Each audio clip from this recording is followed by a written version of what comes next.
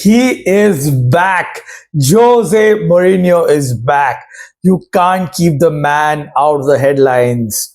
My name is Ajay Menon. This is my channel, AM Talk Sport. And if you're coming here for the first time, welcome. Benvenuto. Namaste.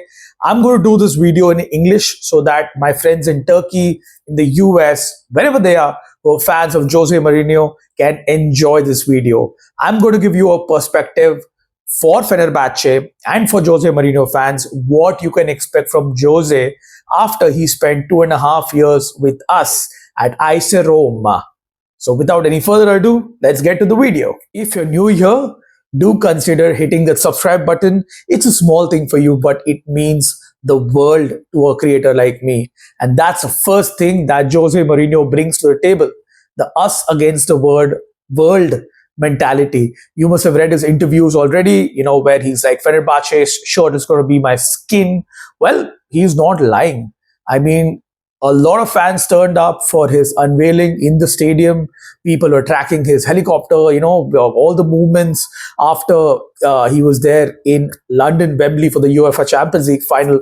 And a similar thing happened in Roma as well, because he got the fans along and he puts that mentality in the fans first, that it's us against the world. And of course, that transpires down to the players as well, because the players also buy into that philosophy.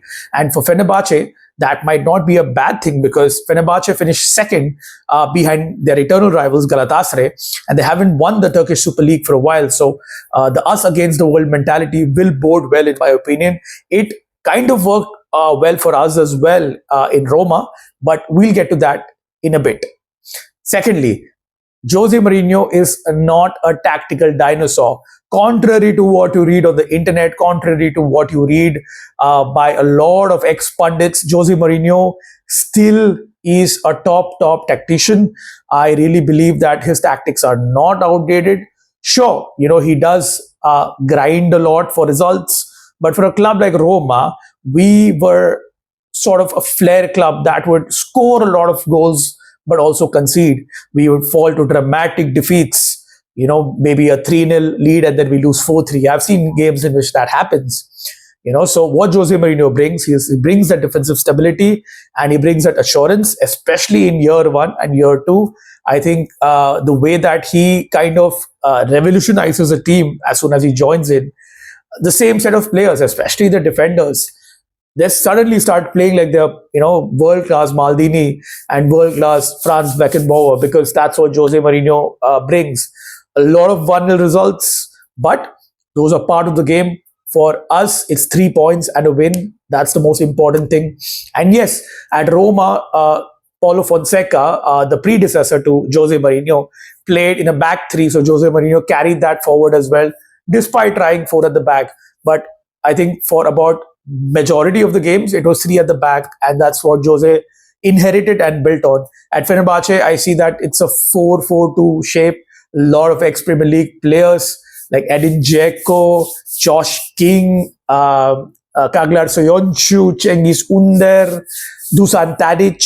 So I think Jose Mourinho will have no qualms in getting these players on board from minute 1, considering if they stay over the summer.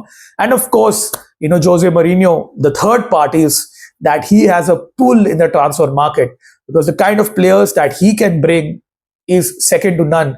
I mean, he got us Tammy Abraham, which probably otherwise would have never happened. He got us Paulo Dybala, and he got us Romelu Lukaku in, the big names over the last 3 years that he was with Roma.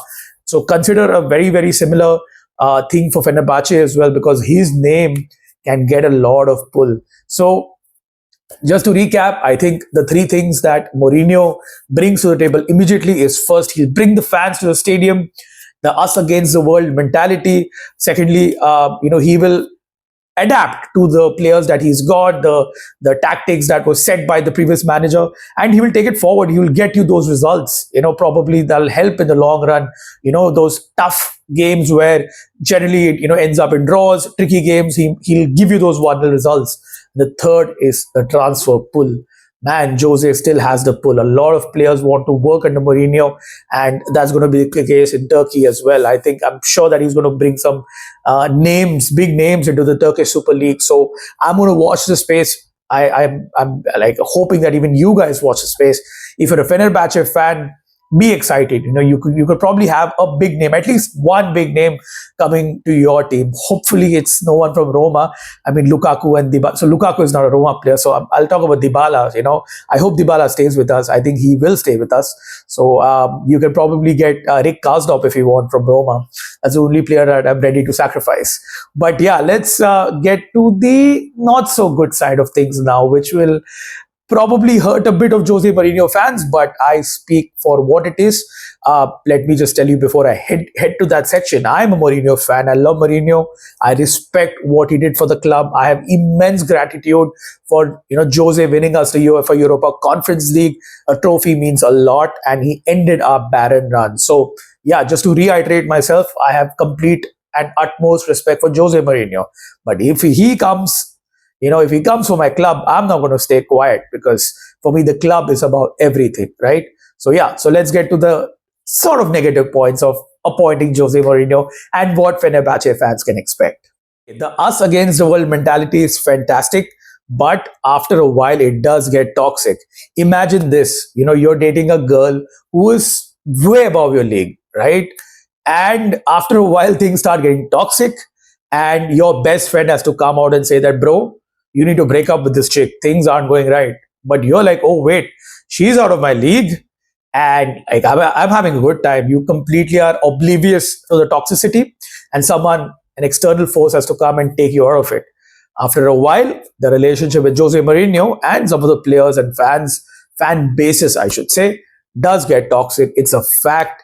And after a while, the players stop playing for the manager, and that's when things go downhill because the results don't come. The club starts underperforming, dropping points, and you know the rest. So that happened with Roma. I don't know. I'm sure that Tottenham fans, Man United fans, Real Madrid, Inter, and Man United fans. Did I say Man United already? Well, yeah. Anyways, I'm sure that they have a different opinion, but I'm just speaking on behalf of what happened at Roma. So yeah, that toxicity could eventually happen. Number two, the flexibility that I mentioned. Tactics are great, but sometimes Jose Mourinho is a bit inflexible. And what happens is that many games, after a while, which are easily winnable, they turn into kind of draws or defeats. And then Mourinho finds ways to blame the players.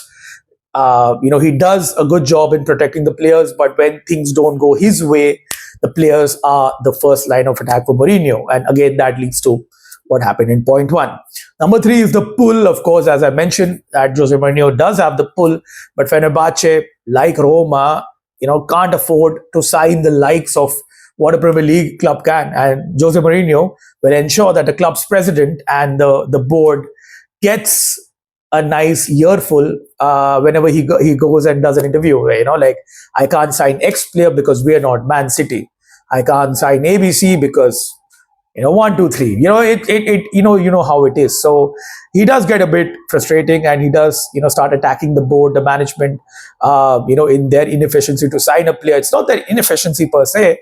It's just that the other clubs are not well equipped, with unlimited transfer budgets, or they're not run by states, literally, countries that they have unlimited funds, and they can reach into their deep pockets and sign whoever they want to and avoid FFP 115. Yeah, that does happen. And lastly, Jose Mourinho is a fantastic cup manager. I'll be looking closely at Fenerbahce. Fenerbahce have not yet qualified to the Champions League proper. They have to play a couple of qualifying rounds. But in case Fenerbahce drop into the Europa League, I think Fenerbahce have a decent chance to go on a very good run. And with Jose Mourinho in charge, he can get those 0-0 and 1-0 results in knockout games. So Champions League may be out of the reach for Fenerbahce, but Europa League definitely is. And I know this is like the cons version, the bad things about it. But the thing is that when you have an extremely tough midweek European game, your league results start to show. and that happened in the 2.5 years that he was with the Roma. So Jose Mourinho did not manage to finish above sixth, and yeah, that is primarily because as the season wears on, the midweek games take a toll, and the league results do not match up to what the expectations the squad has and what the club has, and that eventually Mourinho tends to put all his eggs in the basket for European success and glory. Doesn't really work out in the league as well. Not every team can have the depth, the quality in depth, like I mentioned about how Premier League clubs can. Other clubs, the likes of say Roma, or even top Italian clubs like a Milan, Atalanta, they do not have the luxury, man. I mean, to compete on all three fronts, or all four fronts. So yeah, I mean that's one of the biggest flaws that's out there. So expect a good cup run, but in the league, if Jose Mourinho wants to sort of like throw Galatasaray off their perch, it's going to be a difficult challenge. And do not forget that Galatasaray have had an extremely good season. I mean, they barely put a foot wrong.